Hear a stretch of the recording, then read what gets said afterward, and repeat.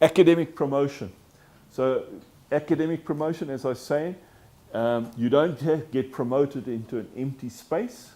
Okay, in general, in academia, you can go for promotion when you think you're ready. And you can motivate it yourself. Don't let anybody want to prompt you. You just go for yourself. Or your head of school can motivate it, or you can do it together. All right. How does it work in the centers? Same way. You go through science, S&P, or engineering in your case, for some of you, and some through science. Yeah. Okay. So now I know a professor in our School of Animal, Plant, and Environmental Sciences. He was an associate professor, and he had been an associate professor for a long time. A very modest man, excellent researcher. And eventually they were able to twist his arm to go for promotion. And he said, oh, no. And then eventually went, and he sailed through. So don't be one of those academics. You know? He didn't have a goal, I think. He was just fascinated in his research, and that's all that interested him. Have a goal. Go for it. Go for it. It's more for the academics, but some places to find information about promotion and whatnot. Planning routes, how to get there. The things that you have to think about in order to get to your goal in research.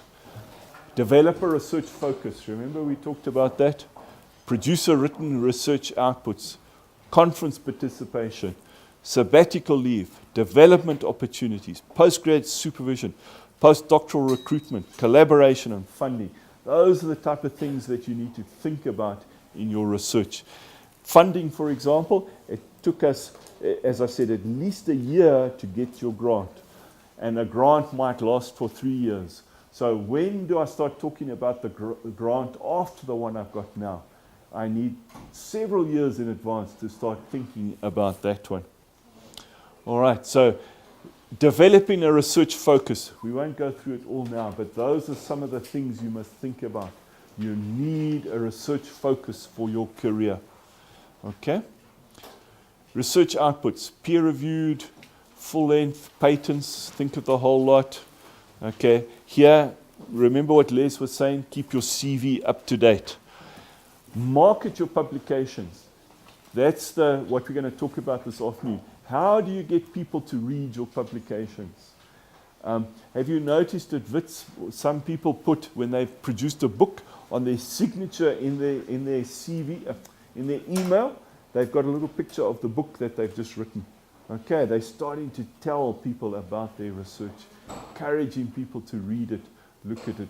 When you go to a conference, take your latest paper, a hard copy of it with, and go to the biggest, the most senior professor around and say, why don't you read this and tell me what you think? It takes chutzpah to do that, but you know, that's how you get your name out there. All right.